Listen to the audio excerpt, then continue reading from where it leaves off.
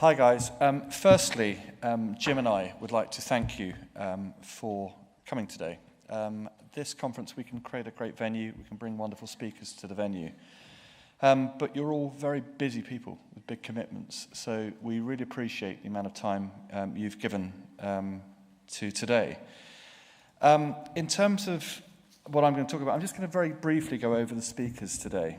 And I'm going to talk about the non-HR part of it, because we're sort of assuming when you guys come here that you know the HR pieces. We're talking about the inspiration that these guys bring to the day and the snippets that you can take away with it. Martine, I mean, what can you really say? I would hope that in her position, half of us could be as brave as that woman has been in her life, and to achieve the change and the things that she's done in her life. Helmut, tech, your people, disruption. We were having a chat upstairs.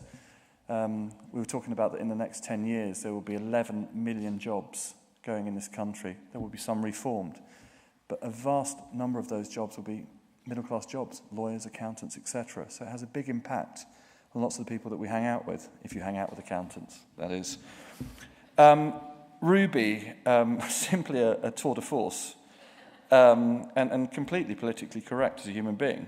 Her tips on mindfulness I thought were wonderful, and the whole idea about being present and our impact around people is really important, particularly given the bigger context of today and who we are in our organisations, which was brought out, I thought, brilliantly in Amy's speech.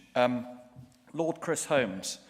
I met Chris about 2 years ago judging the HITS programme for the Premiership Rugby Group, and we went to Twickenham. I didn't really know him, and I spent all day telling him about what an awesome rugby player I was, to only find out 4 hours later that the guy had won 9 gold Olympic medals. It really humbled me, and I did stay very quiet for the rest of the night. In fact, I think I got a cab home. Amy Sawbridge, your people are your brand. Everyone talks about it. And you can assume that at Virgin they've got a head start by having such a wonderful brand, a leader, etc. Virgin really do rock it. I go to their offices and I see how they are in their offices, and I see what they're achieving. I also happen to be, along with a few of the guys sat in the audience, good friends of the CEO of Virgin, and they live and breathe this stuff, and they take it really importantly, and it would just be great if many other organisations could do the same, as many of you are already doing. Alan de Botton, I really don't, I don't know where to start. I hate it though when he nicks all my best lines, so I'm going to be a bit dry on his descriptive. But I love the whole point about thinking more about love and friendship and compassion, and being able to bring that into the workforce and push through a positive with it. The afternoon, the panel was great, bringing the whole idea of HR and the business community together. Yvonne, it's always great to hear what Google have to say. This is an organisation that's constantly changing and keeping ahead almost of the changing world and the disruptive world that we live in. So Clive, you can change attitudes. And I love his link between talent and obsession and laptops and raw meat. Dr. Alan Watkins, I mean, I'm not really going to talk about what he spoke about today, but everything he talks about at 4D Leadership and the work he does with CEOs and exec boards, we see, Jim and I and a lot of our team, we go to their events and we hang out with them. He really makes a big difference. I went to an event recently where Carolyn McCall from EasyJet said, you know, we make a lot of money, but we were very pecunious with our budgets. So to spend money on Alan means Alan's making a massive change within our organisation. He's been doing some great work, and he's going to be writing some papers for us over the next few months as well, and doing a few more events, which we'll send out to you guys. And lastly, Peter Cheese, who isn't actually right next to me anymore, has been a very big supporter of what we've done, and we've worked in concert with the CIPD now for about 3 or 4 years. And, you know, I think HR, alongside other people within the C-suite and people around you, can change the future of work. It's a hard job, but I think it's achievable. So I'm just going to mention one other thing. Jim touched upon it this morning, which is our Future Talent Forum. It sort of ties into some stuff that Clive Woodward was saying earlier on. The future is about talent, but talent will only get you to the door. Learning and adapting is key.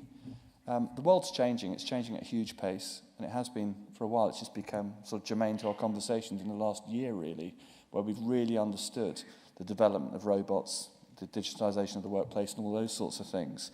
So Jim and I are really pleased to announce the launch of our new Future Talent Forum, which is there to support leaders and emerging leaders with their future talent objectives. And this isn't just for HR people, and there aren't just HR people in the audience this afternoon. This is for leaders within organisations, but we're not going to sort of pick the C-suite. We're also going to pick the people that are coming up through to the organisations, the people that you can see 4 or 5 years below you that would get the inspiration that we're trying to put across and would move up and move into those more senior roles. It's a membership group. It's dinners, it's breakfast seminars, it's research and white papers. It's our conference rolled into it, it's future talent lectures, cinema viewings. But most importantly, and the thing that Jim and I have always set out to do, and today is a big part of this, is you guys have so much knowledge in your heads, you have so much that you can impact upon the work community, that we want to create a forum where you're very comfortably able to network with your peers. And it's important that you do get out there and meet the people, not just in a recruitment environment, but generally. And to that degree, we're going to make the Future Talent Forum vendor neutral. So it will be a membership, a genuine membership organisation, which we will take lead from you guys and the steering committee that we're currently putting together at the moment. It leaves me to thank our sponsors. Today is achievable by your attendance and our sponsors.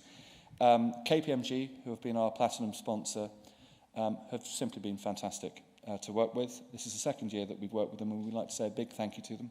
Ditto, Havas, Cielo, London Business School, Manpower, The Economist, CIPD, School of Life, and the REC. And I'd like to say a particular thank you to the guys at EG1, Nathan Ott and Andy Gray, who Jim and I have sort of grown up as peer organisations with, and they're doing some amazing research, which I'm sure you can see because it's written all over the side of your bags. So really, I'm the only blocker between you guys and the bar, which we'd like to welcome you to join us for a few drinks afterwards, and to start that networking process. So once again, from Jim and I, I'd also like to thank my stellar team of people.